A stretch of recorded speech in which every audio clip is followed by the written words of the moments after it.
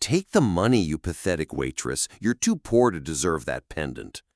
Victoria Langley's words dripped with disdain, her manicured nails tapping sharply against the table. She glared at the young waitress, Hannah Brooks, standing before her. Hannah's fingers tightened around the pendant hanging around her neck, her voice trembling but firm. "I can't, Mom. It's not just a trinket. It's all I have left of my mom." Victoria's eyes flashed with contempt, but across the room, an elderly man paused mid-sip of his wine.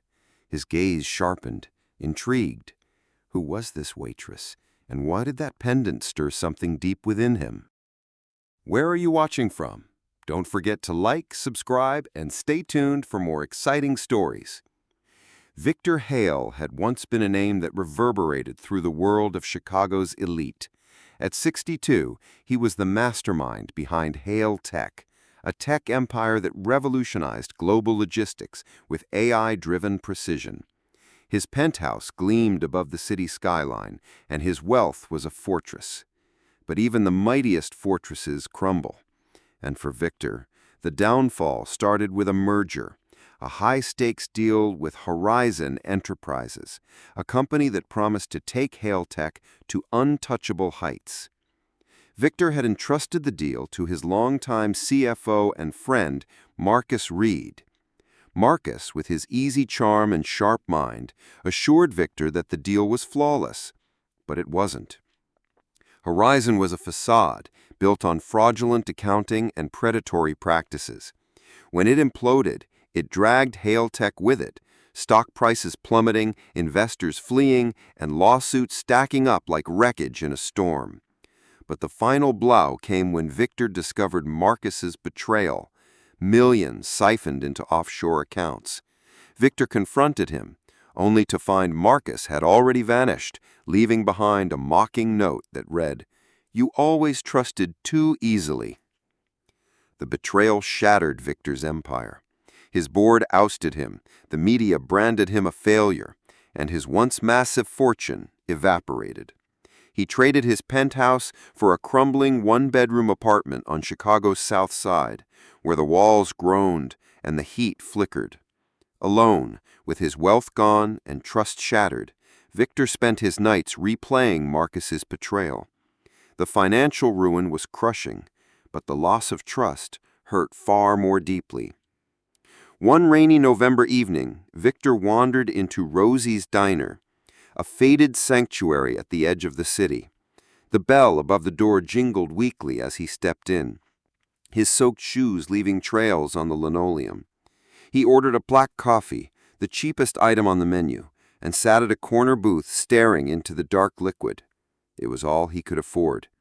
He didn't have the answers to the mess that had become his life, but the coffee seemed like a temporary escape. And that's when Sophia James entered his world. At 24, Sophia was a study in resilience, her dark curls tied back into a loose ponytail, her apron stained from endless shifts. She worked doubles at Rosie's Diner, supporting her mother, Ellen, whose chronic illness drained their savings, and her 17-year-old brother, Liam, who had dreams of college but was stuck in a dead-end job. Sophia's life was a relentless battle against debt, medical bills, and despair. Yet she carried herself with a quiet strength that drew Victor's gaze. "You okay, sir?" she asked, refilling his coffee without being asked. Her voice was gentle, yet free of pity. Her eyes, however, saw right through the facade he'd so carefully constructed. Victor managed to nod, too ashamed to meet her eyes. Hunger gnawed at him. He hadn't eaten in 2 days, but pride kept him silent. When the bill came, he fumbled with his empty pockets, humiliation rushing to his face. I can't pay," he mumbled, ready to flee. Sophia didn't hesitate. She reached into her apron, pulled out a crumpled $10 bill from her tips, and slid it across the counter. "Take it," she said softly. "You'll get through this. I know you will." Her voice cracked through the shell of his despair, igniting a spark of hope within him. He took the bill, his hands trembling, and left Rosie's Diner with far more than just $10. He left with a flicker of faith, a reminder that even in the darkest moments, kindness could make a difference. 3 years later, Victor Hale was a phoenix risen from the ashes. At 65, he had rebuilt his empire with Hale Innovations, a company that now focused on sustainable AI solutions for underserved communities. Learning from his past mistakes, he personally vetted every deal, surrounded himself with loyal advisors, and prioritized ethics over profit. His new company was leaner, stronger, and had earned back respect. But even with his success, the scars of his downfall remained. Trust was a luxury he could no longer afford, and Marcus's betrayal continued to haunt him. But there was one memory that burned brighter than all the others: Sophia's face, the $10 bill, her unwavering belief in him when he had nothing. Victor had kept that crumpled $10 bill folded in his wallet as a talisman, a reminder of the kindness that sparked his fight to rebuild. It wasn't the money, it was what it represented. Someone had seen him as a person worth saving, not just a fallen billionaire. Driven by gratitude and the desire to close that chapter, Victor returned to Rosie's Diner on a crisp autumn evening. The neon sign flickered in the distance, and the booth sagged, but the air in the diner hummed with potential. Sophia was there, behind the counter, wiping down the coffee machine. She looked older, wearier, her shoulders heavy with exhaustion, but her eyes still held that same strength that had captivated him 3 years ago. He sat at the counter, ordered a coffee, and watched her move with quiet efficiency. She didn't recognize him, nor did he expect her to. To her, he was just another customer, not the man she'd helped in a moment of need. When she brought him the check, Victor slipped an envelope under his plate.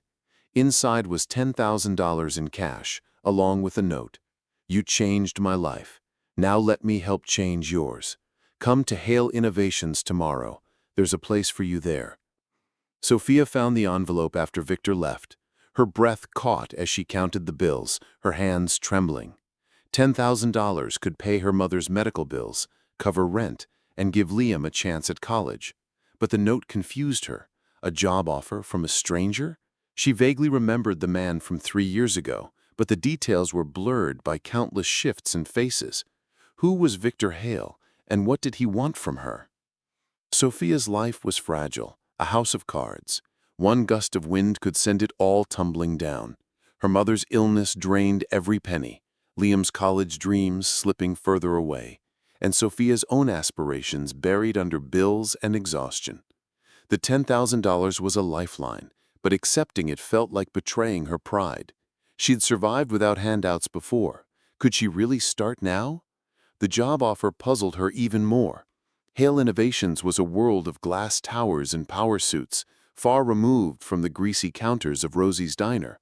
Why would someone like Victor, with his wealth and power, offer her a job? Was this a rich man's whim, a way to ease his conscience? Her instincts screamed caution, but desperation and curiosity won out. The next morning, she stood outside Hale Innovations headquarters, feeling small beneath its gleaming facade. Victor greeted her warmly, his silver hair catching the light and his eyes crinkling with sincerity. He offered her a role at Hale Futures, a foundation focused on supporting communities affected by economic hardship. The salary was triple what she made at the diner, with benefits that could transform her family's life.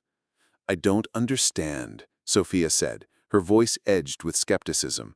"You don't know me. Why are you doing this?"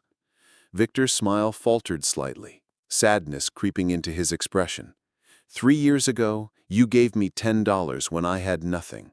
You didn't ask questions, didn't judge. You just helped. I owe you more than money. I owe you a chance." Despite her doubts, Sophia agreed to a trial period, keeping the $10,000 in a drawer, untouched. She needed to know Victor's true intentions before she could trust him or herself. Sophia threw herself into her work at Hale Futures. Her compassion and grit made her a natural, and she found purpose in helping families like hers, people crushed by systems they couldn't fight. But as she dug deeper into the Foundation's projects, she discovered something troubling. Hale Innovations, the company that funded Hale Futures, had once been responsible for bankrupting small businesses and displacing workers. One acquisition in particular struck her like a bolt of lightning. Midwest Freight, the company where her mother had once worked. The acquisition had led to layoffs, including her mother's, sending their family into debt and worsening Ellen's health. Sophia was shaken. Victor had been part of the process that ruined her family. Was his kindness just an attempt to buy her silence? She confronted him in his office, fury and betrayal coating her words. "My mother lost everything because of you. How am I supposed to work for you now?" Victor's face fell. He hadn't known about Ellen, but he didn't deny his role. "I was blind. I trusted people who put profit over people. I'm trying to make it right, Sophia. That's why the foundation exists." Sophia's anger simmered, but she stayed, knowing the foundation's work was too important to abandon. She demanded full access to Hailtech's records, transparency, and a commitment to make things right. Victor agreed, but the tension between them grew. Meanwhile, a former executive from Hailtech, Clara Vaughn, emerged from the shadows, working with a rival firm. She had a personal vendetta against Victor, having been burned by her own unethical decisions.